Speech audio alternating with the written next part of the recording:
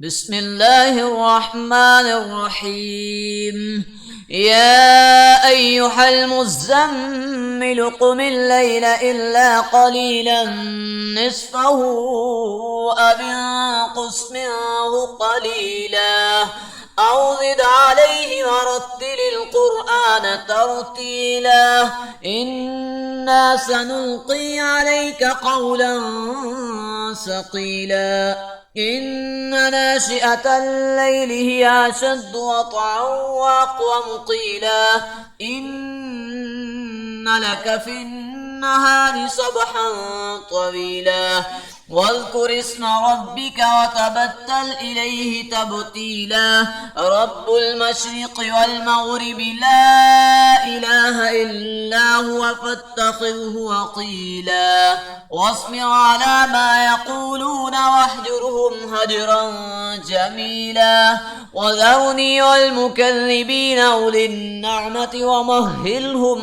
قليلا إن لدينا أنكالا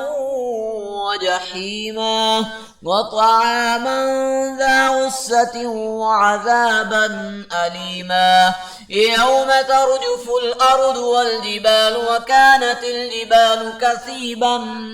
محيلا إنا أرسلنا إليكم رسولا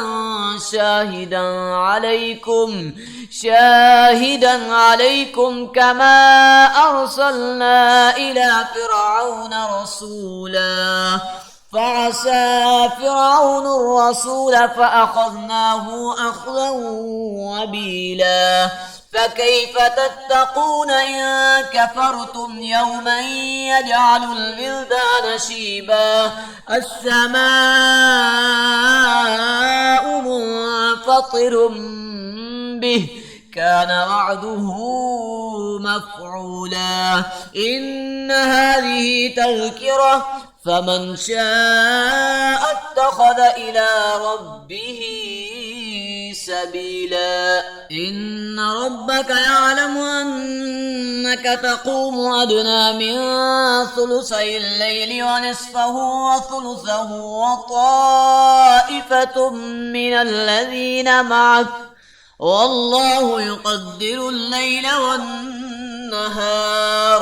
علم أن لا تحصوه فتاب عليكم فاقرؤوا ما تيسر من القرآن علم أن سيكون منكم مرضى وآخرون يضربون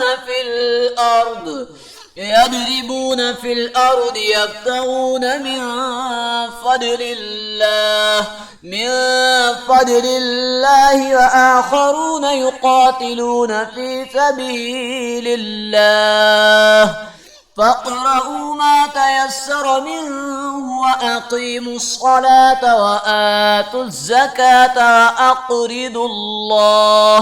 وأقرضوا الله قرضا حسنا وما تقدموا لأنفسكم من خير تجدوه عند الله هو خيرا وأعظم أجرا واستغفروا الله إن الله غفور رحيم صدق الله العظيم.